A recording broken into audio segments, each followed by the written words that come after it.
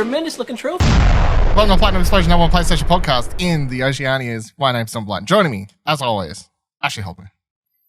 Hey Dylan, excited to be here and excited for the word Intergrade to be used more often in the next 12 months. I'm going to integrate it into my vocabulary. You know what I'm saying? Yeah, there we go. Got to solve it. So in the trophy cabinet this week, bronze trophy for Kenna getting a amazing new trailer. A silver trophy for what Ash was just hinting at. Final Fantasy Remake gets another episode by way of Intergrade. What a great name that is. And a gold trophy for the state of play, of which all of that's from. That's what we're going to be talking about in a hot minute. Firstly, though, episode 199. You're here, you're listening, you're watching it, whatever. Episode 200 next week. So official lock-in details of episode 200 next week is twitch.tv/Explosion Network. We're doing it live. We made the jokes about that last week. We won't be repeating them, even though Ash likes to repeat jokes and thinks they're funny the second time around. But that's fine. It's true. It is true. They are funny. 8 p.m. Australian Eastern Daylight Time. Whatever that works out to be in your time, that's when we're doing it. What are we going to be talking about? Who knows? Probably some news, probably some random shenanigans. It's going to be happening. So the show will kick off roughly around 8:30, but I'm saying start time's 8 p.m. because, of course, the first half hour is hopefully going to be me getting the platinum for Death Stranding, which would make it my 200th platinum.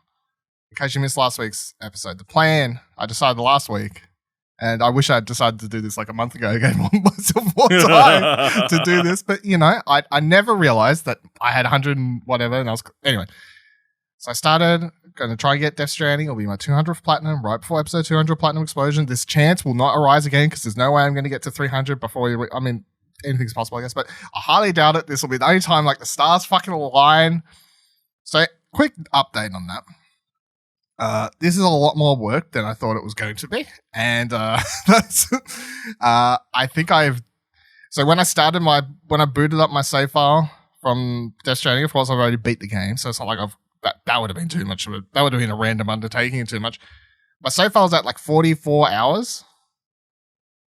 So that's a rough estimate, I guess, of how long it takes to like roughly beat Death Stranding while fucking around a bit. My PC playthrough I did in like 30 or slightly less, so you can get it done less. Anyway, my save file's now up to just short of 80 hours, so I've doubled my playtime in a week, and I've still got a ways to go. I'm feeling like I will be able to line it up, but I just need to commit to a few more late nights here. And I would prefer to get it lined up within the next couple days rather than waiting to just prior to the stream and then be like, I don't know how I'm going to get this done by Monday, especially if things come up or whatever. Anyway, it's going along. It's a very repetitive platinum, but it's fine. We're watching movies at the same time. We're listening to podcasts. We're fucking watching wrestling. We're watching YouTube videos. It's fine. It's the perfect game for all that. So episode 200 next week, twitch.tv/Explosion Network. 8 p.m. kickoff, as the sports fans would say. Australian Eastern Daylight Time. No, hold on. That's wrong. 8 p.m. gates open, pre-show, 200th platinum by yours truly. 8:30 kickoff, as the sports fans would say. The official podcast, episode 200. Join us there. All right, let's get into the meat of the show. State of play. There was one. They announced it last week. PlayStation's like, we're doing a state of play. I was like, that sounds great. Let's all tune in. Without going into the whole, they're not showing enough good games to Twitter bullshit, everyone's upset. Look, I'm just going to say it. Every time there's one of these, everyone's upset. There was a Nintendo Direct last week, people were upset. The only thing that's happened lately that people have been happy with, Pokemon show. People are like, it's a new Pokemon game. Everyone's like, that's fucking exciting. This Nintendo Direct last week, everyone's like, nah, you didn't show the big guns. Fuck you. Don't give a fuck. So, my 2 cents, I'd rate this a solid show. There were some exciting games. There were some really cool trailers. There were some release dates confirmed. Cool. I got to sit there. There were some games. I enjoyed watching the trailers for the games. How do you feel about it? Yeah, it was a solid show, like you said.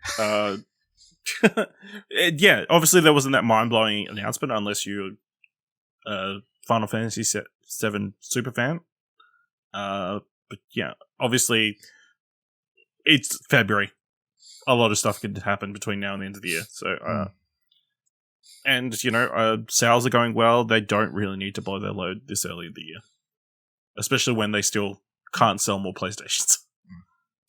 Yeah, it's weird. It's weird. In general, I find it weird that people get upset they're not being marketed towards correctly. You know, because that's what this is. Why aren't you telling me about the thing that I might buy? Yeah.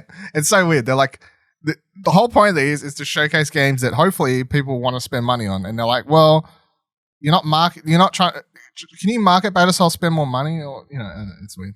Anyway, so let's go through what was shown. Can you market better so I can I'm an eye about this game for longer? Yeah. Can you show me a CGI trailer for God of War 2 and then it won't come out for 3 years and I'll proceed to complain about it for it's supposed to come forever. out this year, Can I you, guess, so, can you market to me better so I can pre-order the game now and then get upset when it doesn't hit the times that it's supposed to? Take my money. Yeah. So the showcase kicked off with Crash Bandicoot 4. It's about time. Toys for Bod laid out new features coming to the PS5 version of the game. This includes improved graphics, frame rate, 4K 60 now, adaptive trigger use, activity cards. Transfer of save files is the thing that you'll be able to do. It comes out on March 12th. Cool. 60 frames per second, 4K. That's the exciting part. Adaptive trigger. Cool story. Cards. Cool story. If you haven't played it before, Crash 4 is a pretty cool game. I highly doubt I'll go back, but I don't know. Is there a free upgrade for this one or no? I couldn't find a confirmation, and it's very weird what Activision's doing with some of these other things. So I would say no. I would say no, but who knows? Next thing, Returnal. So this was cool. Housemarque gave us a brand new look at Returnal, which looks as creepy as ever. The standout thing from this video, I guess, was that it kind of explained a little bit better what the game is, and it wasn't just a moody, well, he's a third-person shooter, but also here's some weird shit going on, like no one really knows what this game's about anymore. I feel like between this and a story I'll bring up in a second, Prestat had some questions answered, which I'll loop in a second, but between this trailer just being really cool, and then at the end, like it showed you the gameplay, you're like, the gameplay looks sick. Look at these fucking monsters that they're shooting and destroying. This is cool. Are we not in this? They're like, oh yeah, you'll die. Don't worry, you'll come back. So, you know, everyone's like, cool. It's a roguelite or whatever. Exciting. But then there's a part towards the end of the trailer where they're also like, okay, well, there's this game is heavily narrative leading as well as all this other stuff, and that does mean that you'll enter your childhood home or your house or something like that, and it goes into first person in these segments because. Horror stuff has to be in first person to be creepy now. So, I guess that's the explanation for that or whatever. But yeah, what do you think of this? Are you more keen for this? Less keen? How are you feeling about Returnal? I mean, it looks good. I just don't think it's a game for me because of the creepy factor. But, you know, hopefully this is a big success of Housemarque. It looks interesting, and you know, hopefully it gets a bit more buzz in the next couple of months. Yeah, you can handle the creepy factor. Like it's not a proper horror game. Like it's meant to be creepy, I guess. But I don't know. Yeah, it kind of looks like a creepy Souls game to a certain degree. What? Come on, it's Hades, but it's just third too person. Dark. But put that brightness up. Give us some daylight. Fucking scaredy cat over here. No, yeah, it looks great. Can't wait. It's exciting. So I'm just going to loop in. Shannon O. Prestat wrote article titled "We Spoke to Housemarque about PS5 exclusive Returnal, and here's everything we learned." I'm just going to rush through. I suggest reading the whole thing because, of course, key standouts they've laid out in this thing here is permanent abilities will help you move to new areas. So yes, like most roguelites, likes whatever combination of two genres, you will get in the gameplay overview. They seem to show things that were like. Limited that run before you die power-ups, but you'll also be able to get abilities and upgrades that stick with you throughout the game. So it's definitely going to have that thing where you push through several levels or whatever, you get to like maybe near the first boss or something, you find an upgrade, increases your health, increases your overall ability power, increases your overall gun power damage or something, and it's like, of course, that helps you on your next run. So that's cool. I'm glad it has that. That's good to confirmed. It is going to have first-person gameplay stuff that we've seen in the trailer, but also you're in first person when you're inside your ship. I don't really know what you're doing in the ship. They don't really go into it too much, but you are able to explore your ship. Housemarque, and this got picked up by several other articles and stuff about it when they was asking about the price point. Housemarque has kind of stuck to it and gone, we're developing, this is like our most AAA game. It is a AAA game. We've put a lot of effort, time. We think this is worth the price tag, and that's why they're sticking to it. Now, of course, I feel like if this was last generation, people would have been like, cool, you're selling it at $99.99 or whatever Australian RRP is. And everyone would be like, cool, no, that's exciting. But of course, the price increase now means this is a $125 Australian game. And I feel like that slight increase between $25, the $25 increase, which means that maybe JB Hi-Fi in these places is selling it on launch day at that $100 could turn people off compared to when the RRP is 100 and JB selling it for 69 launch day. And everyone's like, yeah, fuck. There's something about that price point.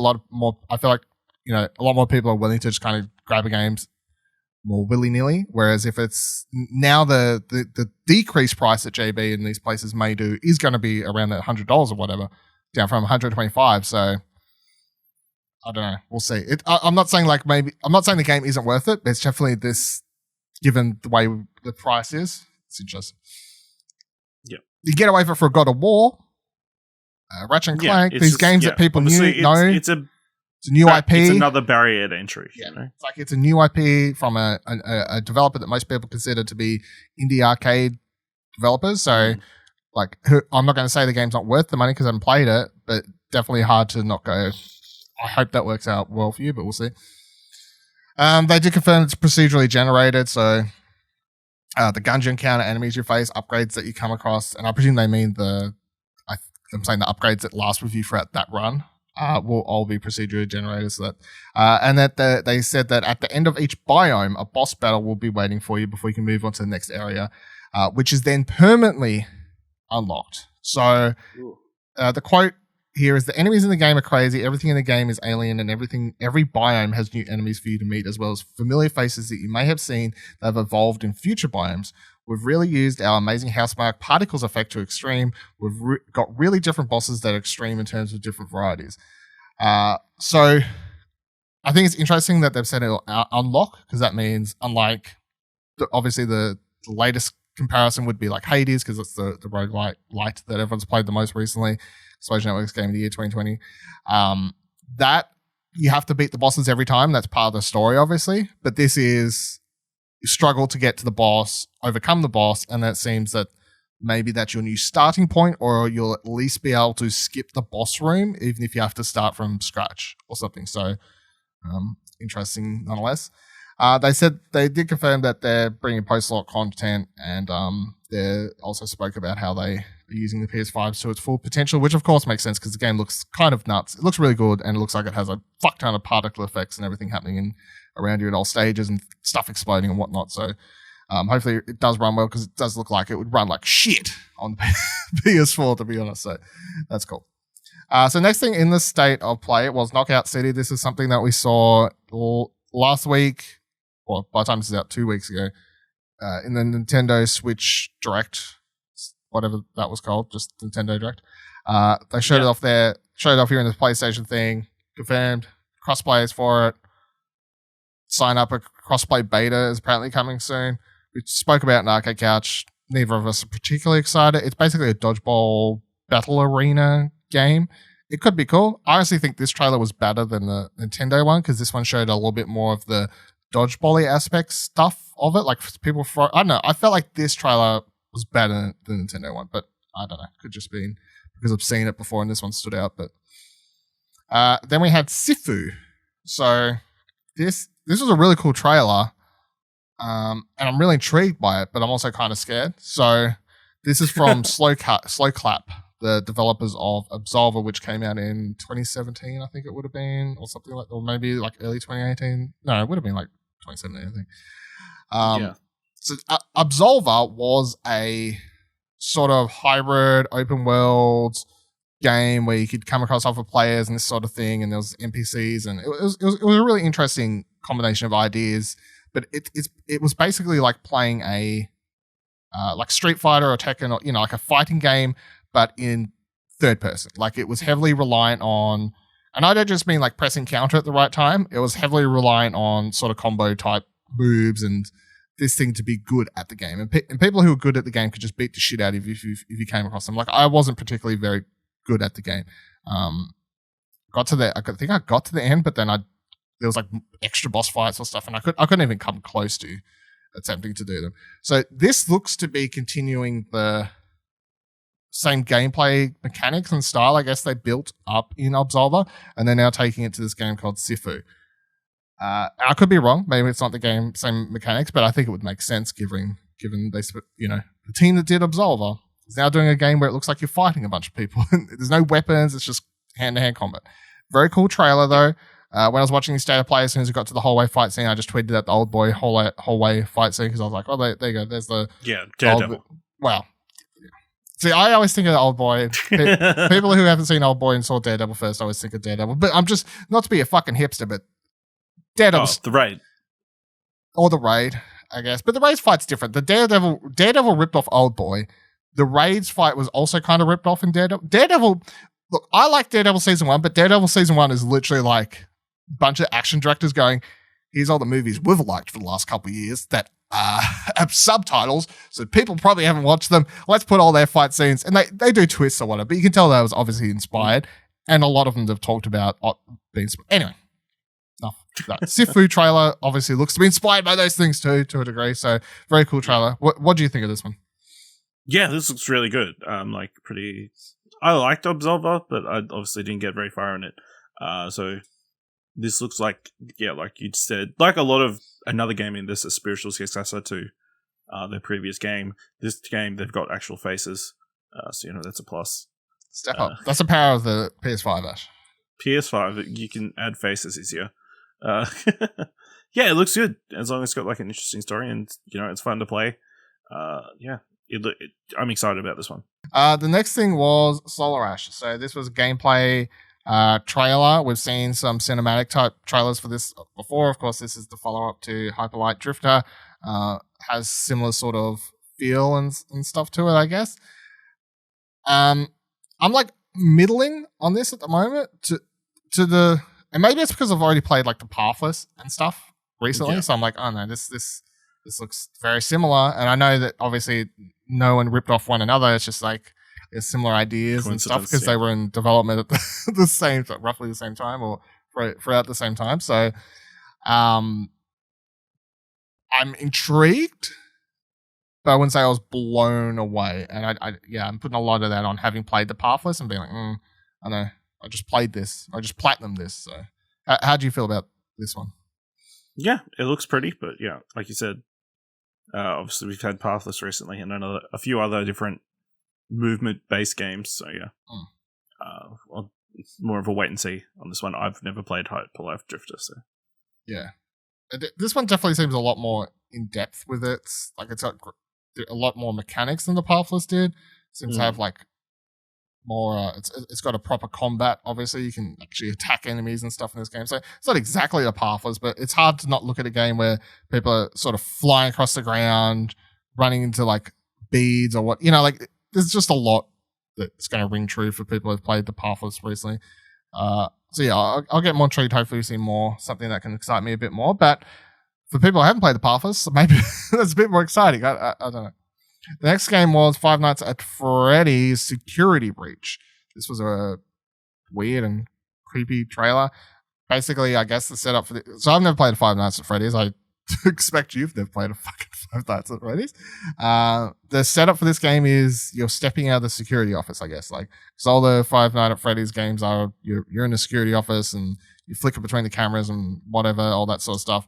Now doesn't seem like a good idea. No, yeah. So staying there. It never works out because I think you die a lot in those games. So the monsters, whatever they are, the creatures, the fucking animals, they usually break in and kill you. What? Anyway, in this one, you walk around the actual mall, and I guess old animals are trying to. I don't want to call this a quote unquote proper horror game, but I guess that's the easiest way to describe what this looks like. It's you're actually walking around, hiding, exploring. I don't know. I would expect you don't care. Is that pass? Yes, I'm unsurprised. Next thing was Oddworld Soulstorm. Another trailer, another Oddworld trailer. This one was a gameplay walkthrough, I guess, by Lorne Lanning. And the big reveal at the end was that it's coming to PlayStation Plus in April. It'll be free for PS5 players on day of release, so that is cool. But again, I know it sounds like I'm shitting on this game every time we talk about it in State of Play. I'm not shitting on it. I just don't care. And I don't know how to say that without it sounding so mean, but like I honestly just can't. Like I tried to play the Abe. I've probably said this before, but I tried to play Abe's Odyssey as a kid on PS1, and it just frustrated the shit out of me. I have no good memories about it. There's nothing about this that can excite me. It literally just makes me think about all the times I got super frustrated playing the PS1 game, the original one. So no, I don't know. It's free, so maybe I could boot it up and give it a go, but I definitely wouldn't have been getting excited for this and like seeking a review code or buying it or anything like that. So how do you feel about Oddworld? I mean, yeah, it looks interesting enough. I've never gotten into the Oddworld series, but it looks very pretty and it looks like they've put a lot of work and like story behind it. So yeah, it's probably the most likely one for me to pick up down the line. Well, it's free, so that helps. That helps. Removes a massive barrier to entry. So yes, that does help. But yeah, that is an interesting choice that I don't think we've seen many single player PlayStation Plus launch. I presume that's PlayStation coming to be like, hey, lawn learning, like, hey, yeah, we'll give you here's the X amount of dollars. Here's a bucket of money. Is that enough to put on PlayStation Plus? And again, we don't see the numbers to see why we don't know why that's a business decision that they would want to make. But I guess there must be stats to back up. Well, no, I hadn't thought of many many single player games. Obviously, Bugsnax was the first PS Plus game. I assume that must have done reasonably well elsewhere. Like people obviously couldn't pick it up because they didn't have a PS5, but it's on PS4 though. Yeah, that's true. But no, like people on the other system and only on PC probably picked it up somewhere else. So yeah, that's true. Bugsnax was nice. So. Yeah, good publicity, I guess. Day one, everybody's playing Oddworld. Yeah, well, get all those FOMO people like Kieran. Yeah, maybe that is why. Maybe there's just a simple like cause effect of if we give away a game on PlayStation Plus as a single player game, but it gets so many people like trying it out, and then that leads to more so people. Many people trying it out, so free many publicity, people streaming it because it's easy. Yeah, that kind of thing. Yeah, it's literally free publicity, and then you've got the guaranteed money as well. Yeah, and then maybe people that don't even buy it on PlayStation but they're happy to because it leads to other people playing on PC or wherever. Anyway, so I don't know. Yeah. Next thing was obviously is my pick of the show. Obviously, I feel like there's no way around this. So, Kanna Bridge of Spirits got a awesome fucking trailer, amazing, beautiful, stunning. I can't wait to play it. This is definitely hot top of my most anticipated games of 2021. I feel like at this point, disappointingly, but gotta do what you gotta do. The release date's got pushed to August 24th. Do what you gotta do. Don't rush the game. Don't crunch. Don't rush. Get the game out good. Get out in your own time. Keep your mental health and safety priority number one checks. But at the same time, I feel like I can say all that and also be like, a thing I'm excited for. I have to wait a little bit longer for, but that's okay. Just slightly disappointed. But great trailer. Definitely looks stunning. Kind of hard to believe how good it looks. It's 100% a Cuties guaranteed game, I feel. I also think, but it's not just like it looks great. All the creatures, the world design, the different type of characters we see in the trailer, because we see a few different types of creatures and fantasy-like things in this that we haven't really seen before. But then also the gameplay, where it's this, I guess, a combination of, it seems like an old school sort of PS2 game in a lot of ways. This reminds me of like a PS2 generation type thing, like gameplay-wise and stuff, I think, where it's, a combination of puzzle solving and platforming and this sort of stuff, but then you've got these battles where, going to war with this staff and you're taking on these monsters and whatnot. I am super excited for this. How are you feeling about this one? Yeah, I'm very keen. Obviously, it looks gorgeous. And yeah, it definitely feels like a little bit of a throwback to, I don't know. It just reminds me of like something. I can't put my finger on it, but the world for some reason it reminds me of this PS2 game. It's called Mark of Kree, I think it was. Even though that was like a stealth game, but for some reason I just keep thinking about it. Well, lately, I don't know why, but that was PS2. Yeah. So I'm definitely keen. Obviously, it's got the cuties in it. It looks like it's got fun combat. Strong story. So yeah, definitely on the list of must-play games this year. and it's highly anticipated. Yeah. It's made by like fucking 10 people or something. So I don't really, it's crazy. It just looks, it looks so good. And I guess, I don't know, like it looks too good to be true to a game, but I'm hoping I'm not, I hope I'm not like that because it really does just look really, really good. But yeah, throwback sort of game, but I'm all about those throwback sort of games. Those PS2 seeming like games. Next thing they showed off was Deathloop. Great trailer. But again, I think this trailer was my point where I'm like, I've seen enough. I feel like we've had 20 Deathloop trailers at this point, maybe more. It's in nearly every either Bethesda thing, PlayStation thing, like it's everywhere. I'm really excited for it. It looks great. I liked how this trailer was basically like, we've got this cool theme song that sounds like a James Bond 70s, 80s theme song. And I know that's the point. It was very cool. You did a good job with it. It even sounds like Skyfall, but really cool. Very super stylish. Loved everything. It's coming out May 21st. I just want to play it at this stage. It looks good. I want to play it. It looks great. Yeah. How do you feel? Yeah, it was a good trailer. Great song. I suspect we'll see more. Where though? I think surely we're done. I don't think we'll get a trailer. I think we'll probably get closer to release a focused state of play. That would be surprising if they do. Here are the mechanics of the game. Yeah, I can guarantee we'll get at least one more trailer because they'll do a launch trailer. So like, there's at least one more trailer on the way. Here's another story trailer. Yeah. And then we'll get one after fucking Accolades trailer or some shit anyway. Yeah. So there's at least a few more in this life. How many trailers do you think you gotta be? There's a few on the way. I'm gonna say 5 more trailers. Yeah. I'm gonna say 3. 3 more trailers. Right. We'll see. Keep your count. So that was really cool. And then the last thing that ended the state of play, of course, was the Final Fantasy VII Remake Intergrade. Intergrade. Square Enix. Actually, it's pretty tame for Square Enix, I'd say. Just, it's one word. There were no numbers. No numbers, no, like... Other than 7. It could have been called Final Fantasy VII Remake 2.587 Days Intergrade Holiday Edition. Also, like, that would have been more in line with Square Enix. But... 60 FPS. Yeah. 4K. Edition. Semicolon. By me.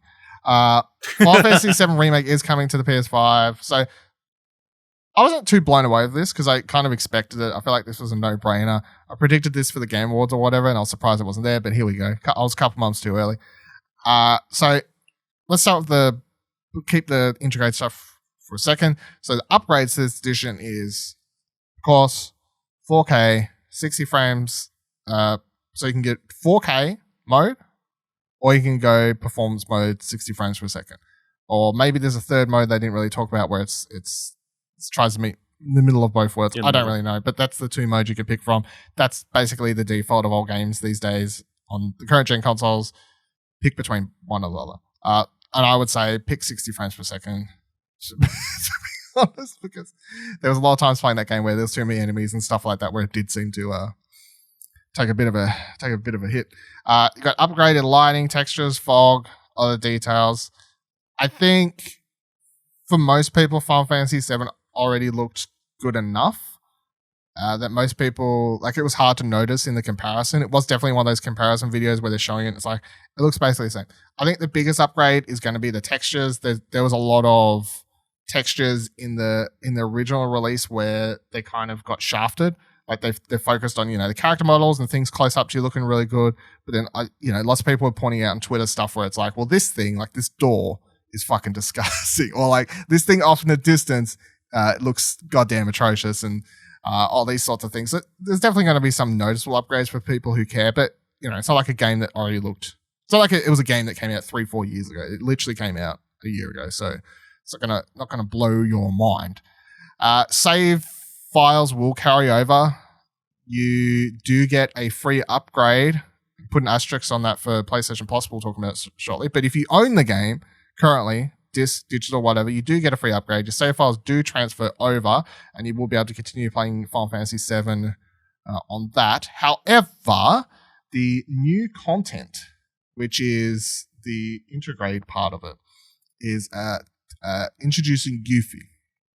So that was kind of the mind-blowing cool part of the reveal of this. So Yuffie, in case people don't know, well, I'm not going to like, because, you know, a lot of people obviously haven't played Final Fantasy VII like yourself before, so who knows what the fuck they're doing with her character. But the big change for this is that Yuffie was never in Midgar in the original game. Yuffie did not show up until the second disc, and Yuffie was also an optional character that you could play the entire game without ever actually having joined your party. So basically, like, when you first leave, I think it's after you leave the end of disc 1. It's been a while since I played it. But it's basically like, you've got to go to this town over here. And along the way, you can like stop in this little shrubbery area. And I think she tries to steal like your materia or something like that. And then you can have her join your team because she's a fucking ninja, right? that's she throws throwing stars and shit like that. That's her character. So she's an optional character. What's her massive weapon thing? What's her what? She's got this massive throwing star weapon, right? Yeah. It's like what do they call them? Shinskus or whatever. Yeah, throwing star thing. So yeah, that's what she uses in the game. So that's carrying over. They're a lot bigger in this than I recall, but that's fine. Yuffie is also, I guess, I think she grew to a lot more people appreciated her because she was quite fun in the Advent Children movie and stuff like that. So, but she is an optional character, which is the funny thing. So you could. There's a couple other characters which are optional. Not anymore. Well, no, not anymore. So. Well, I guess technically right now she's optional. Yes, because it does. That's the other important thing about this. You do have to pay money. So you can get a free upgrade to the PS5 version. You'll still have to pay an unannounced amount of dollars to be able to play the Yuffie content, the Yuffie episode, whatever you want to call it. Of course, if you don't own Final Fantasy VII and you want to pick this up in the store, you'll of course just pay your $100 and whatever dollars. You'll pick up Final Fantasy VII Intergrade. You'll get the Yuffie content on disc and stuff like that. But yeah, so it's a meet halfway. You will have to pay for this. I'm pretty excited though. It's more Final Fantasy VII Remake. It's another character within the confines of the same gameplay mechanics that we already played. So that's exciting because I enjoy the gameplay of that game. I don't know the other character with her. I think there's a new character as far as I'm aware. The one that's in the trailer. I don't recall them being a person. I did a quick Google that day, the state of play, and I couldn't find anyone being like, I know that person. So I was like, I think I'm fine. I don't think I'm failing my Final Fantasy cred here. So I presume they're the two characters you'll be switching back and forth when you play this episode. How long this will be, I don't know. But there's a question that was thrown into our Discord by Michael. And you can ask questions in our Discord if you'd like. You can head to explosionnetwork.com/Discord. He simply said, how long do we think that the Yuffie episode in Final Fantasy Remake Intergrade will be? How long do you expect this to be, Ash? If he was a betting man. A few hours, probably. How long's a few? Come on, let's 3 to 4. Some numbers out there. 3 to 4, depending how good you are. I'm gonna say how much exploring you do. Yeah, I'm gonna say 2 to 3 if you're focusing solely on the story. I'm gonna say if you're trying to 100% the DLC and all trophies and like do any side stuff, I'm gonna say it's gonna take like 6 hours to do all that sort of thing. But I'd say the story could probably be beat in like just a couple hours. I'm not expecting it to be that long. That would be my guesstimate currently. But, you know, shock me, Square Enix, I guess. The interesting thing about this story is that, yeah, as I said, so she's not usually in Midgard. The story for her in this game seems to be she's in Midgard for some reason. You're seeing the events of Final Fantasy VII, Cloud, and everyone else, Tifa, and everyone else happening through her eyes. Like, she's like, oh, look at those people up there. What the fuck's going on? It seems like in the trailer she's entered the city kind of right before everything kicks off the destruction of Sector 11, 12, whatever it is. So that's cool. I'm excited. I'm keen for this. This comes out, what's the date here? June 10th is when this comes out. I'm excited. You gonna be playing this? You gonna be picking this up? Yes, I will be picking it up. I don't know if I'll play it. Because I say that because I bought the Kingdom Hearts 3 DLC. Haven't touched it. Neither have I, and I brought that also. But I also feel like I would be more inclined to play this because that, as much as I wanted to play that Kingdom Hearts DLC, I very much felt like it was going to be anything mind blowing, and from all accounts, apparently it wasn't. Whereas this is the introduction of a character that I already know. I guess, you know, that's the thing. Like, I already have an attachment to these characters from Final Fantasy VII, which you don't, which may help pull me in a bit more. You know? Don't have any attachment to any of the characters in Kingdom Hearts? Not really. They're all dead to me now. You know what I'm saying? Not dead to me. But no, yeah, I'm keen. it was a good way to finish it. Again, if you gave zero fucks about Final Fantasy VII, of course it's like not a particularly exciting state of play. If you are someone who cares about Final Fantasy VII, I feel like if you're someone who started the franchise fresh, like Ash has, I still feel like even if you don't have an attachment to Yuffie, you still like, there's more of that game I really enjoyed. So that's that level of excitement. For people who are fans of Final Fantasy VII OG, like, me, of course this comes up and straight away I'm like tweeting like, fucking Yuffie, yo, let's fucking go, dudes, as the kids say or whatever. So yeah, I'm excited. I was excited when I saw her show up. That's cool. I can't look for, it just has me lots of questions also. Some of which may or may not lead into this other article by Kotaku, in which they write Final Fantasy VII Remake Intergrade won't make full use of the PS5 functionality. So just as a PSA, as much as they talked about, improve this, improve that, what the hell else is going on? Nomura, who recently stepped away as director of the game's upcoming sequel, which was worked back into in a second, he detailed the changes in an interview for Famitsu, saying, quote, in terms of graphics, lighting, and textures are the main adjustments, but environmental effects such as the fog have also been added to further enhance the sense of realism and immersion in the world. As for adaptive triggers, they are partially supported. However, in terms of using all the features of the PlayStation 5, please wait for the next game where we can start from scratch. So there you go. No 3D audio, no... what's the sensor thing called? Fuck, I can't remember. But you know what I'm talking about. So the other interesting thing was that he did recently announce that Nomura announced that he's not actually directing Part 2. And Part 2 is apparently well underway. Well underway, he said. Well underway. So, and he says he did say he wants to get it out as soon as possible in this interview. So, anything's possible. We could see a trailer for it by the end of the year, maybe. I really know what's going on. But yeah, he is stepping aside to stay on board as the key producer, of course, and still the person like writing it. So it's still going to have that Nomura level shit. I guess if you play Final Fantasy games and Kingdom Hearts games especially, you know what Nomura looks like. And it's that part in the trailer for the Yuffie content where they showed a dude who had massive spiky hair everywhere.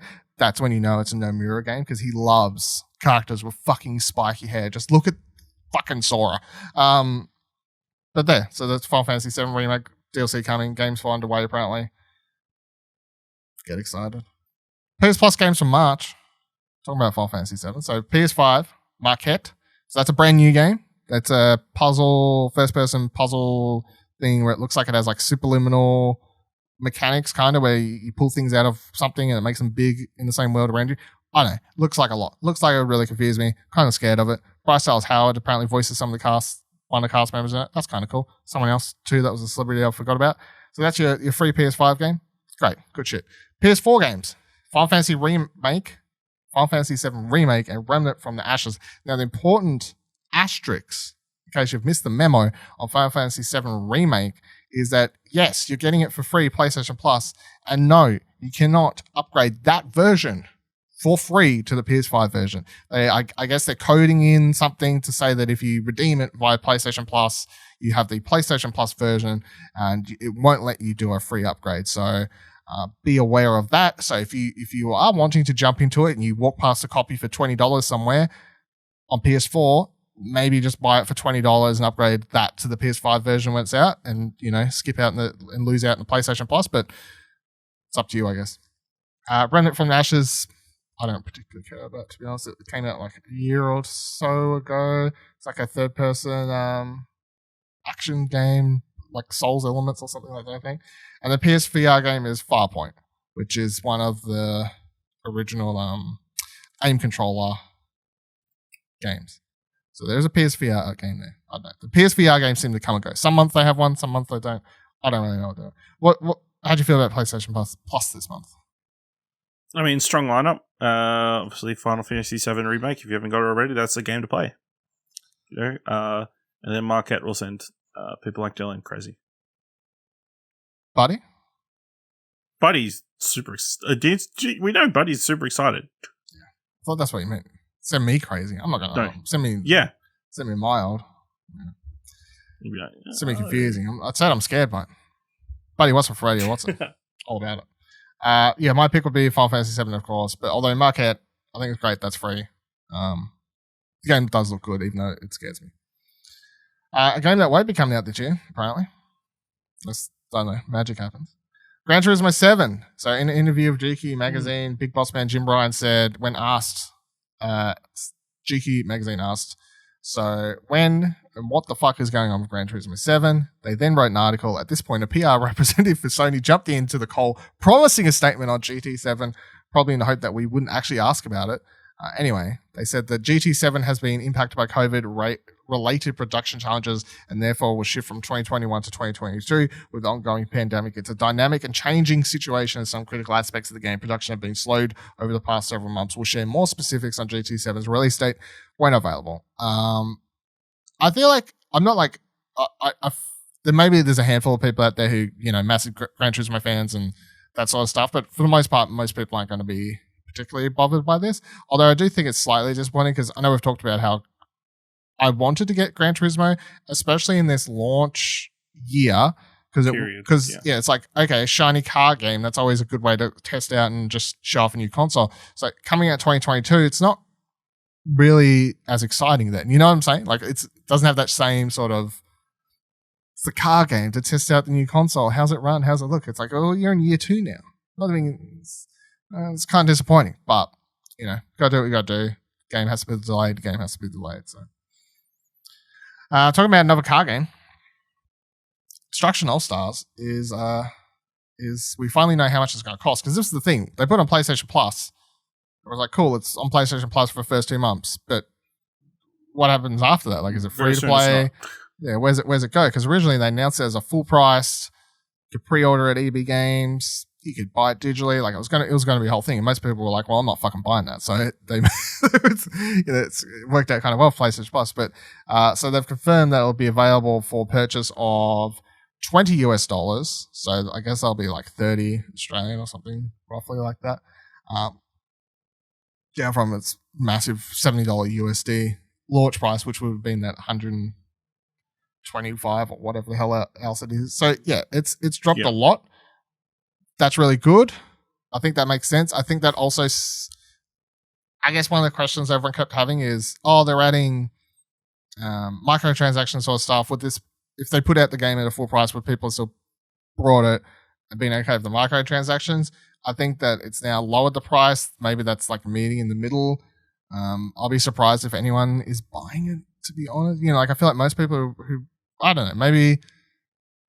But the thing is, I was going to say maybe people who don't have PS5s yet, but the thing is you could still redeem the PS5 games if you're smart enough.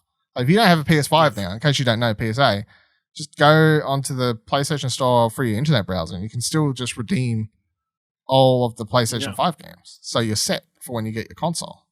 So, yeah. The other thing was that in a blog post they also talked about how they've got a bunch of stuff happening soon, including Double XP Weekend, single player challenge series coming for the next character. So that's the story content. New skins, hopefully some exciting ones. That would be good. Playlists such as Mayhem 8v8 and Stockpile 4v4. So Mayhem 8v8, yeah. Stockpile 4v4, no one cares about that game, man. Stockpile's the boring one. Making it 4v4 isn't going to make it any more exciting. That's the worst game, man. All right, next story. Days Gone. Give us the taxi mode inside the single player, but like everybody going once. Yeah, that's the thing. So, quick side note: in case you haven't played Destruction AllStars, as we talked about, there's currently one character available with the story mode content where you do these sort of different challenges. Ultimo, yeah, something. Barracuda or something like that. I think. Yeah. You do these challenge things, and one of them is literally Crazy Taxi, but with like dummies, and you sort of go race them around, and there's 2 other people trying to wreck your car at the same time. It's like, okay, well, make this, and hopefully that is, I think we'll say when we'll play it, like, hopefully this is a sort of testing ground or maybe ideas they have for other modes down the line. But yeah, it's like, okay, well, how about you I can do it in my head right now, right? So you take that, you make it like 4v4, you've got a team who's trying to deliver the most amount of like crazy taxi type people, like take them across the map, deliver them to places. And then the other team is literally like the 2 cars in that mode who are just trying to destroy you. Like, you just all crazy taking at the same time, and whoever gets a high score gets a high score. I feel like that's not as exciting. You got to have someone. You can make you can get your passengers. You can go around screwing other people. Well, yeah, as long as you can Stealing points. Yeah. Done. Reach out. PlayStation or what's the developer? Lucid Games? Yeah, it's fine. Yeah. Got the shit. I don't know how you make it, but I got the ideas. You know, like, the ideas. Yeah, we've got all the ideas. Just no skills to actually make it. Press Start writes, PlayStation is giving out a free game month for the next 4 months. Sony has confirmed that PlayStation at Home initiative that happened last year is continuing this year, while last year saw everyone get Uncharted, Nathan Drake Collection, and Journey for free for 2 months. The initiative will last from March until June, bringing PS4/PS5 owners a free game every month. This will be free to all owners and completely separate from PlayStation Plus. So you don't need PlayStation Plus, you don't need any subscription. You got a PlayStation, you can redeem the games. Go for gold. So in March, you'll get Ratchet & Clank, the remake, or whatever you want to call it, the PS4 Ratchet & Clank game, which if you haven't played, boy, great. Missing out. Play that. I know you don't need to play that to play, what's the new one called? Fuck, I forgot. Whatever. Rift Apart. That's it.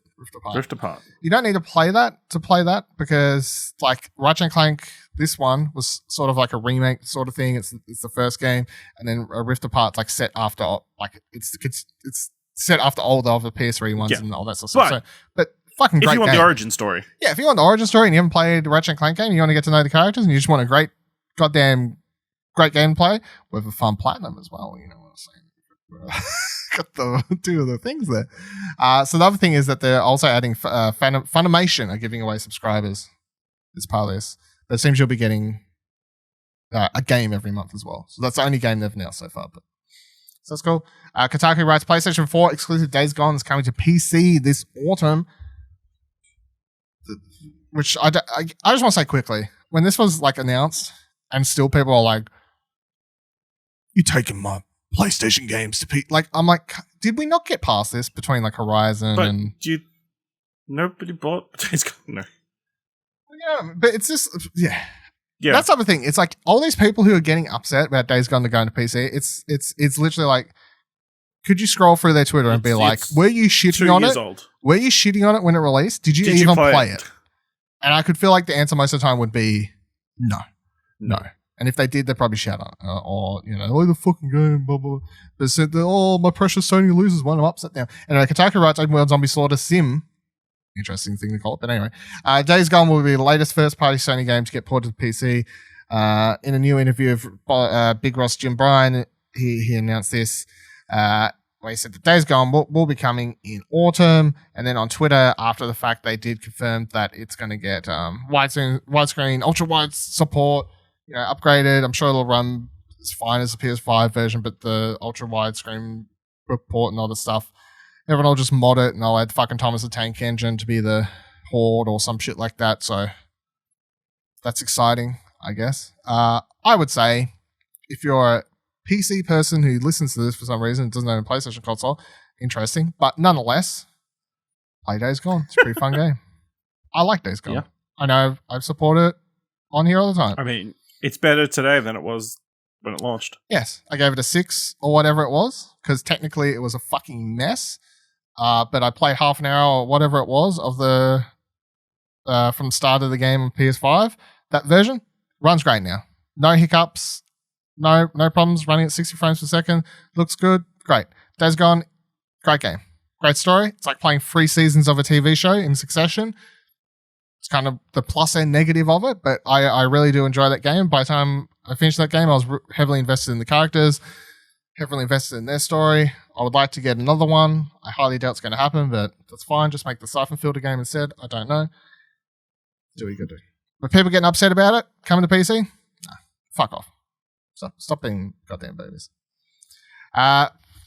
Push Square. I don't know what I just said. Push Square. Sony officially confirms reorganization of Japan Studio. So they wrote, Sony has officially confirmed that it is reorganizing Japan Studio effective 1st of April. One of the oldest first-party teams with the platform holders stable will be restructured around Team Asobi, the developer of the recent Astro's Playroom, as well as Astrobot Rescue Mission and the Playroom VR.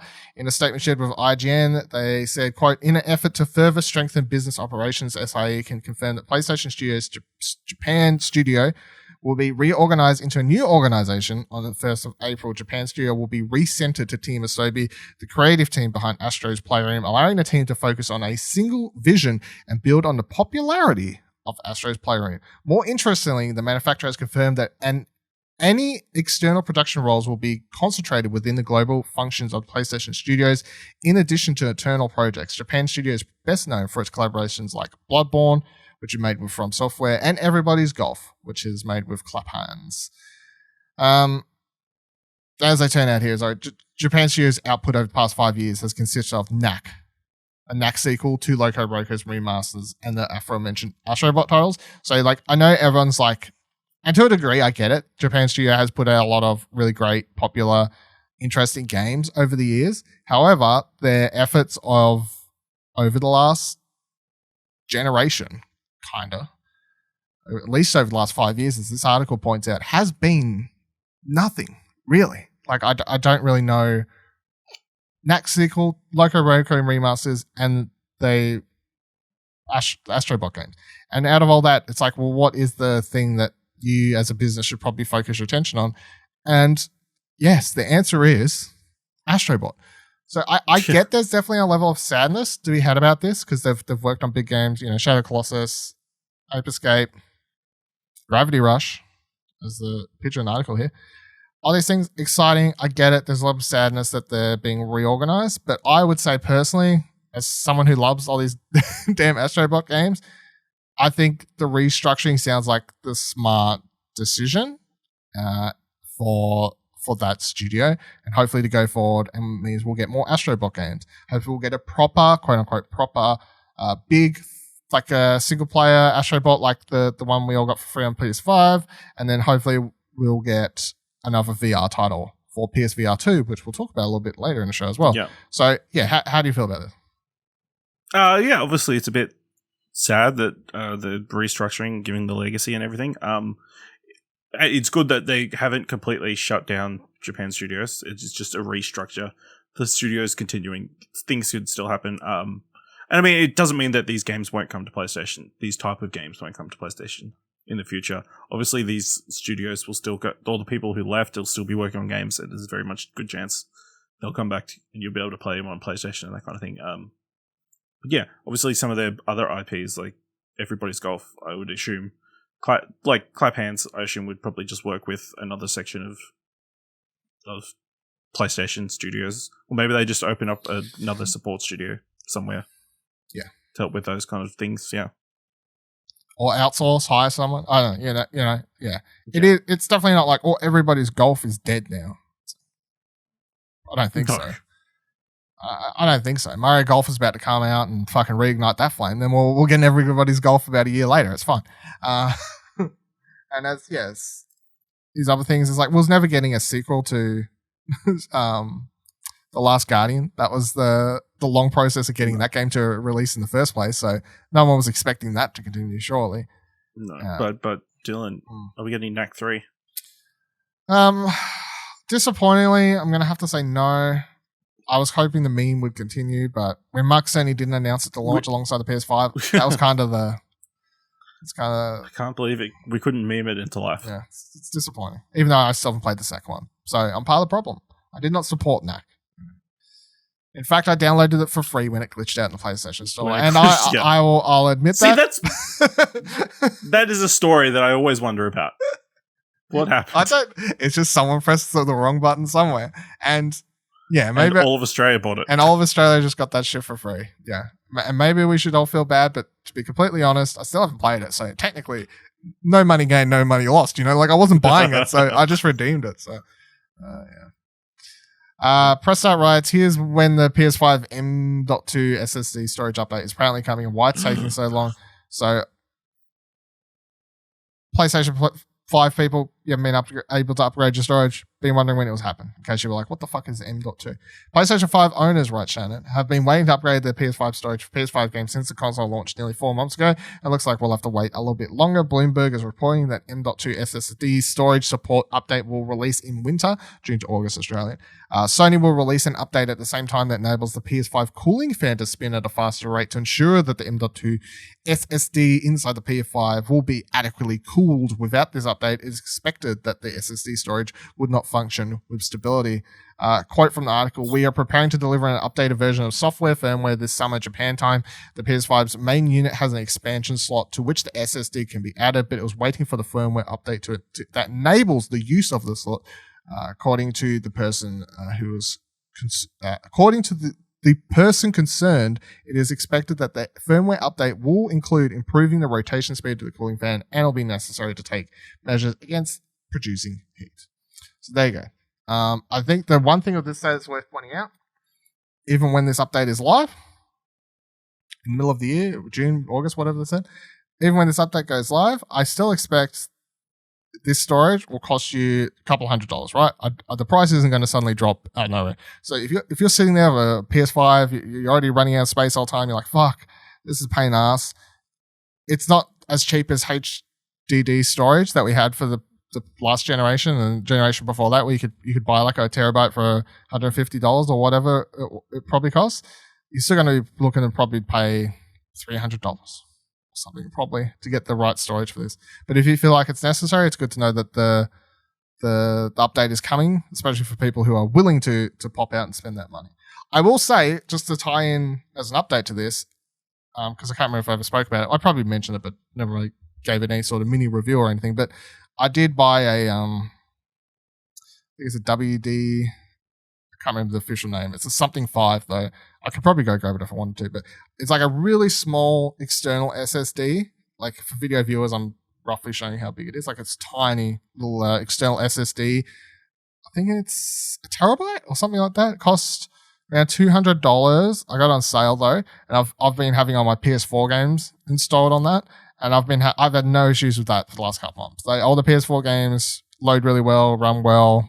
No problems. So that is obviously a solution, because I do have a few PS4 games still installed, and if I had to have things like Apex and Call of Duty that I still have installed in case ever, like things like Days Gone, God of War that I've randomly installed to try out these updates and stuff like that, if I had to keep these, I wouldn't have space for all these fucking PS5 games at the same time. So I do think maybe investing in that is a viable option for people who are worried about space, especially if you look at the games you've got installed and go, if you could look at what you've got and go, Call of Duty, Apex, if you've got a bunch of PS4 games and it's actually cheaper for you just to buy an external one, then wait for this in June and spend more money. I don't know. Like it's up to you to figure that out, I guess. But would you be upgrading, Ash, or no, not a chance in hell? Yes. Yes? Yes. Jesus, you sound excited. Yes. You sound very... Just get it. Give us it already. I mean... I know we should be like, oh, it's fine. You can just uninstall the games you're not playing at the moment, but What are you struggling with? What do you hit the struggle with? What was the recently I'm just updating Apex. Like it won't update because there's not enough space. How many things you got installed? How many fucking games do you play?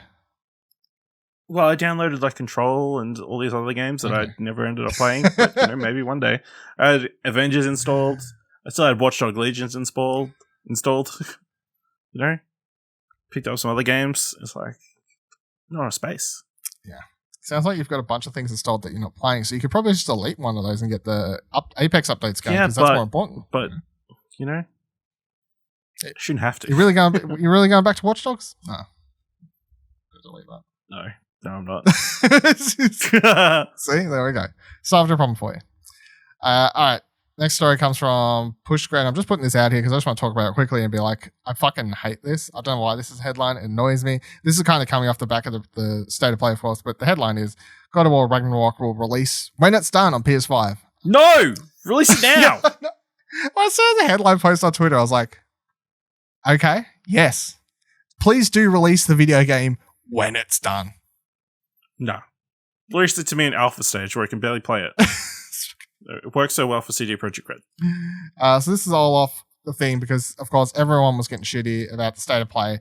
Everyone was going, I was expecting God of War, and look, I think the reason everyone's expecting God of War is because they were dumb last year and they put that 2021 date at the end of the 2021. Yeah, they put the 2021, so everyone's like, well, it's February. There's only 10 months left in the year. Where's the fucking trailer?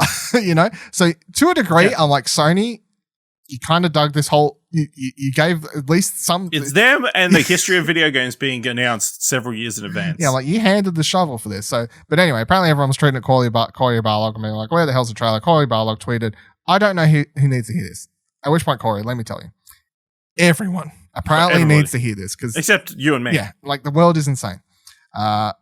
In brackets, it's certainly not me since I've never heard of it. But when it's done, trust that it's best for everyone. Yeah, and tweeting about God of War, saying that God of War is going to come out when it's done. Cool. Good job. Thank you, Corey. Thank you, everyone. The thing that annoys me most about this is I just don't get it because say they felt rushed, but so in a world where Santa Monica Studio felt rushed by the fans, like I know it's not going to happen, but imagine with me. They feel rushed, the pressure from the fans. So they're like, oh, fuck, we better get God of War out, Ragnarok. They release it. Everyone goes, it's a buggy piece of shit. Like, this is the worst game I've ever played. You know, I just don't understand how people go from, give me the thing, to, you fucked it, didn't you? You really, like, look at Cyberpunk. Give us the thing. Stop delaying the thing. Give us the, fucking plays like shit. Like, well, fucking stop art. Just everyone chill. Last news story. Well, in this segment, we got a full segmented show for you today, everyone. So just hold on to your hat. I know we're going to be actually we're going to be going an hour, so we're pretty good for time. Surprisingly, I thought this might be a bit longer, but we're good. So PSA though wrote up this the other day because I noticed it. But your friends list is finally fixed. So woo, because I know me and Buddy have been shitting with this. I don't know if anyone else in the world cares. However, I just want to say, if I could be bothered scrolling up, I would be surprised.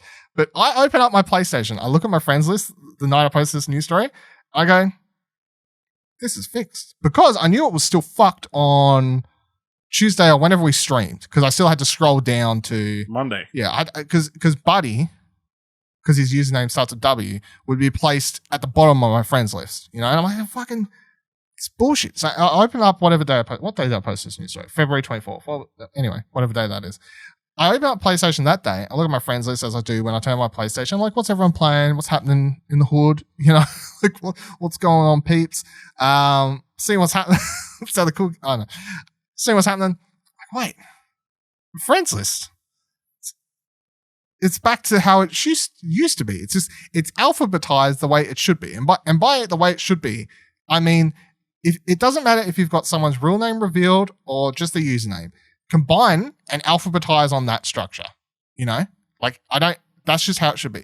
The way it had been going is solely off your username. So even Ash was like in the middle of my friends list. Like, he wasn't at the very top like he always used to be. Anyway, they fixed it now. Ash is at the top. Buddy's at the top now. You know, like people who got A, B, C, D's at the top. And it's nice mix. People with usernames starting with A are up there. Everyone's mingling. Everyone's jingling. I should have made a tweet about this. This was big breaking news. I saw this. I thought maybe my PlayStation was having a glitch. I didn't want to believe it at first. Message Buddy. I was like, I think the friends list is fixed. I'm like, can you take a look? He took a look. He was like, oh my God, hallelujah. Hallelujah. He goes, this needs to be a news story. I'm like, I'm already writing it. Because it was breaking news, right? I tweeted it. I expected IGN to send me a paycheck.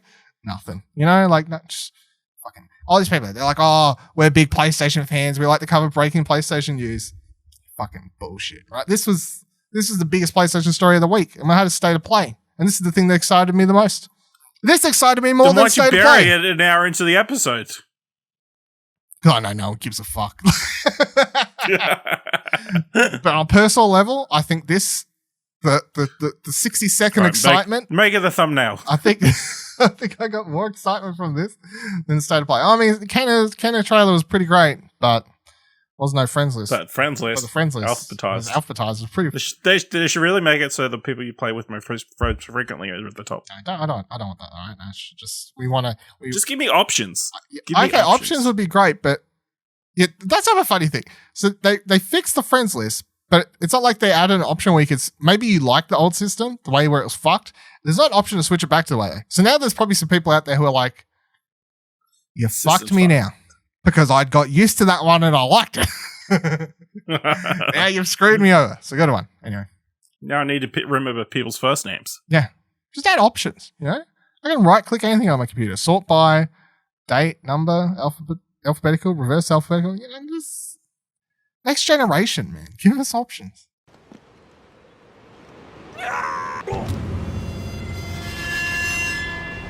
We got 2 PlayStation production stories this week. 2 PlayStation production stories. Nate, no! Nate, no! I have Uncharted news this week. Eurogamer writes, Tom Holland doesn't sound thrilled with his performance in Uncharted movie. Oh, no. No. Tom Holland has spoken about his role as Nathan Drake in the upcoming Uncharted movie. It doesn't sound like he's pretty fulfilled. In a new interview with GQ, the Spider-Man star from South London said playing Drake in the film was sometimes, quote, less about landing a mark and go for this scene, and more about land a mark, stand like this, and see my bulging biceps. Whoa. Oh, big man on campus. Big man on campus. He continued and said it was a mistake and it's something that I'll probably never do again. It's worth... Your game continues. It's worth looking in more detail at Holland's quote here. GQ gets it up by describing the Uncharted movie as having something in common with a Michael Bay action movie. Holland had to bulk up for the role and he had to stand, quote, looking cool. He also said it was an experiment in vanity that left an odd taste in his mouth. And then Holland, in full quote, said this: as soon as you start worrying about, do I look good in this shot, acting becomes something of them playing character. I think there are elements of my performance in Uncharted where I kind of felt under the spell of being, I want to look good now. I want this to be my cool moment. I had to play this very tough, very stoic guy, basically be Mark Wahlberg. My character is supposed to be a fucking action hero in this moment. He then continues saying, look, I haven't seen it, so I don't know if I succeed in that, but it was an important lesson learned because at times it was less about landing a mark to go for the scene and more about landing a mark here, seeing my bulging biceps, blah, blah, blah, blah, blah, blah. I think this is a fucking hilarious story because I don't think I've never seen an actor go, man, I fucking look good, but like, I don't know. It's probably good. And also, I just imagine Sony's like, this isn't good marketing. Like, you're saying you're not sure if the movie's good. Why do we keep giving this kid things? Why do we keep making this kid do press? Yeah, I don't even know. I assume this is press for Chaos Walking. Cherry. Right? Or I assume it's Chaos Walking at this point. Probably both, yeah. I assume that's what it's for, and they just randomly ask about Uncharted movie, and just Tom Holland being Tom Holland can't help himself. And it's like, but it really does read like him being like, I don't know, man, the movie could be shit. I'm not sure. He's like, I felt like it was shit.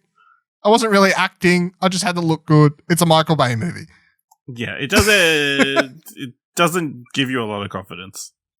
You know, that he thinks that Nathan Drake's like this big action hero, when he's kind of the everyman-esque. Yeah. Initially, anyway. Yeah. Well, there's definitely, you know, I guess if you're the... Sure, there's moments he looks cool and shit, but it's never on purpose. He never, like, has a sweeping camera shot, bulging biceps as they're talking about here. Like, I don't think of Nathan Drake, like, Nathan Drake's, you know, I'm sure I don't think of Nathan Drake as he's ripped. like a toned dude because he, you know... Yeah, because he runs a lot. He runs a lot and does all stuff. He's getting chased by bad guys. But he's not like, and you never think like, oh, he's ripped, dude. Like... No, he's like very athletic to do all that rock climbing and shit. So yeah, exactly. So, but not ripped. No, yeah, and you never, and the game's never really. It's because the game has a lot of action scenes, obviously, and a lot of those action scenes are very cool. But the game never does like Uncharted 2 train sequence combined with that train sequence from James Bond where the train like explodes and then James Bond like stops to adjust his tire or something to look cool in the moment or whatever. You know what I mean? Like Drake just does what he does. And there's never any of those like the Marvel movies when any of the sweeping shots or anything. Chris Hemsworth or Chris Evans gratuitous screen gratuitous shots. Them shot on. Yeah, sounds like we can expect something like that in this movie though. Yeah. So I guess if you're a Tom Holland, I mean, it makes it even crazier that he went from this straight into Spider-Man. Yeah. He's like, and Spider-Man's coming out first. He's like, that's the thing that's kind of crazy to me. He's like, thank God I got to go back to Spider-Man where I was acting. Because this Uncharted movie, just action scenes, man. It's like just action scene. It's terrible marketing. In Spider-Man, I get to like swing around. It's like I get to play a real character. I get real character with a mask on. Yeah, that's funny. Good on you, Tom. Keep being you. You know, just keep on keeping on. Twisted Metal. So IGN writes, Sony's officially moving forward on a live-action Twisted Metal TV series at last, with the producer of Cobra Kai and the writers of Deadpool on board. A report today from Variety states that the coming action comedy series will be based on an original story in the Twisted Metal universe from writers Reese and Paul Wernick, who previously worked on both Deadpool movies and Zombieland. The series will be led by executive producer Michael Jonas Smith, who also produced and wrote for Cobra Kai. Other production names on board will include Will Arnett, Mark Foreman, and Peter Principato. Principato, I think that's how you say, as well as both Reese and Wernick. Twisted Metal, of course, is a game that came out in 1995, had a number of sequels, most recent being Twisted Metal Black, which originally came out in 2001.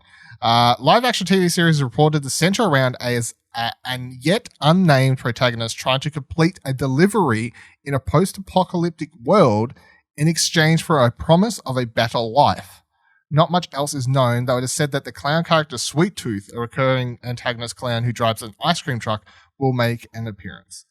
So, not a big Twisted Metal fan. Obviously, everyone knows Sweet Tooth. That's the thing that everyone remembers about Twisted Metal. Other than that, it's just fucking car nonsensical combat, which is fun.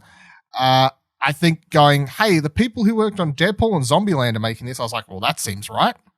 that seems like the correct direction for this TV series to go. Yeah, how you feel about what do you think? I don't know. Yeah, it doesn't seem like the strongest property doesn't have the strongest story, but maybe that works the best for something like this. You can completely come up with a crazy story. Yeah. My big ask... I was going to say my big ask is hopefully this... I think it needs to be like MA... You know, I think it needs to... I was going to say, in a month in which we've gotten the Mortal Kombat trailer, something similar-esque to that would be good. Yeah, I feel like it needs to be violent. It needs to be... It can't be Fast and Furious. No. I think you go... If I was making it, and especially off that pitch, where it's like centered protagonist trying to deliver something in a post-apocalyptic world with promise for a better life. So straight away, that to me means that there's in a post-apocalyptic life, it's Mad Max. Yeah, it's basically Mad Max, but you meet Mad Max's like Mad Max dark, serious tone. Somewhere between that and Deadpool is where you have to meet. It can't be too light. It can't be too serious, like comedic as Deadpool. It needs some of that, especially when you have a character like Sweet Tooth, because obviously you want Sweet Tooth to be both evil and the bad guy, and someone you fear when they show up, but the sort of like Joker. You want Sweet Tooth to be like the Joker, I guess. You know what I mean? Like where people like that villain, get attached to that villain, but still fear that character. You know, like you don't want it to be like a silly clown character that no one cares for and it's just used for jokes. So no. So that's cool. Let's move forward.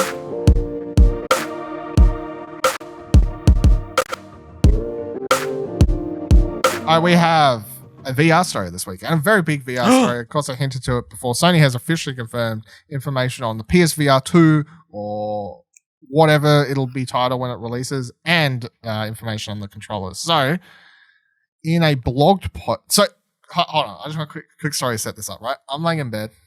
It's about 1 a.m. I'm doing my last scroll before Twitter before I was going to roll over, pull out my iPad, and read something before going to bed. I do my last scroll Twitter. I see this pop up. I read it. I'm like, fuck, that's exciting. God damn it. So I roll out of bed, write up this fucking news story. I'm like, kind of... Anyway, so I didn't read comics that night because I was too tired by the time I got back to bed.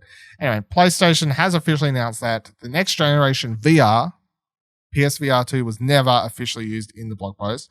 But of course, it's easier just to say PSVR 2. It will be coming to the PS5. In the blog post, Tadaaki Nishino states that the headset won't be coming in 2021 either, but it sounds like we'll see it with the 2022 release. The way, because they're talking about it, they said it is a thing. It exists. We're not talking about, probably not going to talk, it's not coming this year. However, they did say that dev kits were going out like now. Like dev kits were heading out to developers now. And I guess that's why the blog post went up, because if they were sending out dev kits, like mailing them out that day, then they didn't want that information to just leak when someone leaks a picture of a PSVR 2 dev kit or something like that. So instead, they just get ahead of the news cycle. They announce it, they send out the dev kits, and then like I'm sure a picture of the dev kit will leak nonetheless, but it's not going to be like a, oh my god, what does this mean? You know, because they kind of got ahead of the narrative. So the upgrades in the next generation of PlayStation VR will be massive. The headset will include improved resolution, field of view, tracking, and most excitingly, will use a single cord to connect to your PS5 for ease of use and quick plug and play, I presume. So I'm thinking, they never said anything about the camera in this, so I'm thinking the camera's actually gone, and thank God. And they don't need the camera. Like if you're looking at an Oculus or anything like that, any of these other headsets, the need of a camera to track lights, that's like, we're well past that point. It's using completely different technology and stuff now. So I'm going to presume / hope that the PSVR 2 is using similar stuff.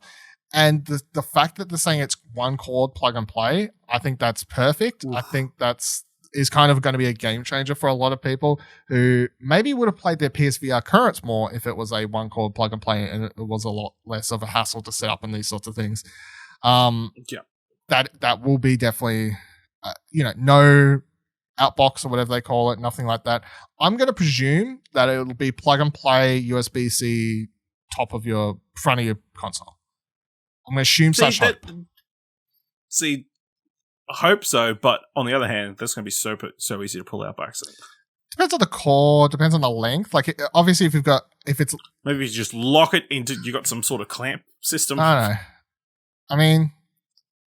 You like lock it into the PlayStation. If you got all those vents. If it's long enough and you've got enough, enough cord that you're never gonna be pulling on the console, then I guess not.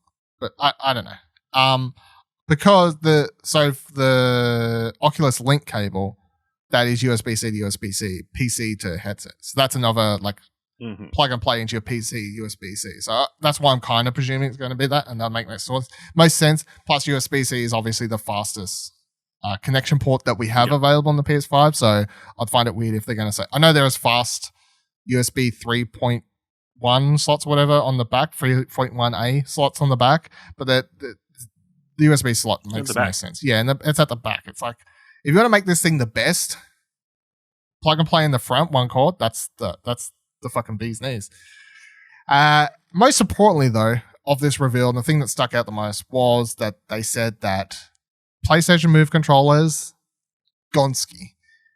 Thank Lord, PlayStation himself, that they are going to be gone. Because boy God, how long have I been talking about those PlayStation Move controllers just being absolute shit. Like, they are the worst. They are. You're eating a dead apple playing those things. Like, you just know that they're well past their due date and you're still using it for some reason. So instead, PlayStation is working on a brand new VR controller that will incorporate some of the critical features of the DualSense. They didn't say exactly what these were, but of course it's exciting to think that you'll be able to play VR with brand new controllers that are using adaptive triggers, haptic feedback, all that sort of stuff that the DualSense has. I feel like that could add a lot to a VR controller and a lot to the immersion of a game you're playing, because I know we haven't had like a heap of experience with those features on the PS5 currently, but with what we have, especially in the examples most prominent in something like Astro's Playroom, you go, okay, well, you're playing a VR game, you're climbing a mountain, you can feel the dirt. I feel like a lot of these examples that people were talking about prior to the PS5 of like, you can feel the rain and stuff. And we played it and was like, yeah, you can feel the rain. And it feels really cool when you're playing Astro's Playroom. You can feel the patter, patter, patter. And you're like, that's really cool. You go through the mud. You're like, that feels really cool. But of course, you're sitting there playing in front of your TV. It's not like complete, like, oh, I'm in the game all of a sudden. However, you take all of that sort of stuff, put it in a controller. I think that's the true game changer there. I actually think that all of those features in a controller could be the big thing for this headset personally. I feel like everything else they're talking about, one cord, plug and play, cool. Better resolution, all this sort of stuff, everything you'd fucking expect, nothing mind-blowing. I feel like if they want this to compete and be something up there that people are like, oh, I have a PSVR 2 plus an Oculus because the reason will be the controller in coordination with the games that are using that controller. They'll give you really unique games and experiences that you just simply cannot get on Oculus or anything like that. So how do you feel about the news? It's pretty great. I don't expect it to be here anytime soon, but we can finally put those move controls to the West. It's crazy that they survived the entire PS4 life cycle. Technically, they're still part of this life cycle because you have to use them to play your PSVR on your PS5. So yeah, but there's no PS5 VR games. So technically, I guess PS4 games. But yeah, sooner the better. But it's probably going to be a while away. I don't expect it to be. I mean, the one cord is like a massive simplification of the system. It'll make it so much easier. If you don't need to use a camera, this could be a massive plus as well. It doesn't need to be like. I don't think we're going to get 60 frames per second 4K for the headset, but enough that it's at a reasonable price, and most people, it'll be easier for people to get into VR. If I had to guess / hope without going crazy, I would expect the PSVR 2 when it's released to be as good, like visually in it, like tech features wise, as good as the Oculus Quest 2, which is what's out currently. Well, it has to. Yes. It has to at least meet that. Exactly. That's honestly, it needs to be better because it'll be out 2 years after, at least. And you would assume Quest 3 would be around the corner. Possibly, yeah. I feel like they can get away with some technical limitations because they're like, well, it's a lot cheaper. You only need a console. Because that was a lot of the thing they sold the original on. Like, it's a lot cheaper. It doesn't cost you $1,000. If you're already on a PlayStation, it's a cheaper investment way to get into VR. And, it was like $500 or whatever, but it was like half the price of, especially because you needed a like $3,000 PC as well. So the price difference was a valid point and will continue to be a valid point because you still obviously need really good PC to play like Steam VR. However, their main competition is Oculus and is the Oculus Quest because, if anyone's asking me now what should I get to play VR, my answer is going to be, well, you should get an Oculus Quest 2 because it's like $600. It has no cables. It has really great games on it. The controllers are really good. Visually, it looks fantastic. It's cheaper than the original headset. Somehow I'm still shocked by all of this. It's so much better. So they really need to be able to fight with the Oculus Quest 2 to play in the VR space. And I guess the other thing, like move control's gone, great. One cord cable, great. Number one thing though, they need to announce a lot when they officially announce this in a state of play or whatever. When they officially show us what it looks like and whatever, they need to really set the nail on the head in that conference, in that state of play, where they go, here are all the games coming, launch day, launch year, whatever. And a bunch of them need to be PlayStation devs or co-branded, they really need to shove some support behind this thing because I know we've talked about it on here before how PlayStation, as much as Shuhei was like, we're treating this like another console, we're going to treat it that way, it's important to us, blah, blah, blah, blah. It seemed like that at launch. It seemed like that maybe for the first year, but they it really lost to the side. And maybe you could be like, well, that's because the PS5, and they had to switch their focus. And I guess to a degree you can understand it, but there really was nothing for PSVR. Once Iron Man released, it was like, what the fuck? What does anyone who's excited about PSVR get excited about? And there's nothing. And there's going to be nothing for this entire year because there's no way they're going to continue releasing PSVR new games. So I think they've fucked it a little bit because they've got no games coming. They're not going to announce any games. They've got this coming. I'm going to say next year because dev kits are out now. So I'm going to say this will come out next year. Probably mid earliest, more likely late next year, about Christmas time or whatever. But yeah, they kind of fucked it because any momentum or stuff they had from PSVR to go into a PSVR 2, it feels like they're just going to be starting again. They have to kind of start the cycle in marketing and explanation as to why you'd buy PSVR 2 like they never even had a first one. Yeah, so we shall see though. And I'll do it. This week's episode of Platinum Explosion, the penultimate episode of I mean, Our run to our 200. run to 200. Yeah, I was like thinking of the proper wording there. Once again, just quickly, 8 p.m. Australian Eastern Daylight Time, twitch.tv/Explosion Network, Monday, the 8th of March. That's next Monday, or this upcoming Monday after this comes out on Wednesday, of course. A couple days away, really, in the scheme of things. It's just solely a couple days away. Join me, 8 p.m., half an hour, hopefully ending Death Stranding plate. If not, failing horror, being getting upset and turning into a joke, but we'll see how it goes. 8:30, show kicks off, talking about news, talking about some topics, who knows, just having the time. Come along and just say hi, celebrate. Of course, if you can't make it, fully understand. A lot of times people are like, we'd like to have been there. I have kids, I have a job, I wanted to eat. It's fucking time zones. Whatever. Join us if you can. If you can't, of course, the YouTube video will be up as regular time on Wednesday. The audio version will be up as a regular time next week's episode Wednesday. But 200 podcasts, I feel like, is a pretty big milestone. Sometimes people hit 100, pretty good. A lot of people don't hit 200. So come give us a pat. Come give us a say hello. Pat? Yeah, fuck it. We're cute little doggies. Yeah. Look at us. Go do what you need to do. And of course, you can let us know any comments, questions, topics you'd like us to discuss next week. That would be cool. You can do that either by tweeting at us. You can find all our tweeters at explosionnetwork.com/Twitter, or you can go to our Discord, as I mentioned before, explosionnetwork.com/Discord to join our Discord and drop some questions, topics, those sort of stuff in there. And if you'd like to chuck us a donation ahead of next week's episode 200 and be like, hey, here's a couple dollars for reaching 200. Thank you for putting out the podcast. We appreciate it. But that'd be great. You can do that by heading to explosionnetwork.com/support, and that'll take you to our Ko-fi page where you could do that, and we would much appreciate that. Until next week, I have a few more trophies to earn, and I'll be earning a platinum. So remember that every trophy counts. Hey, don't forget you can subscribe to the show wherever you're currently listening, and you can drop a review if you can.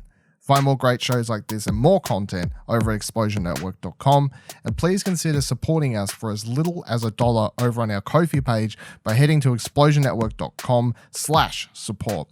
Thanks for listening.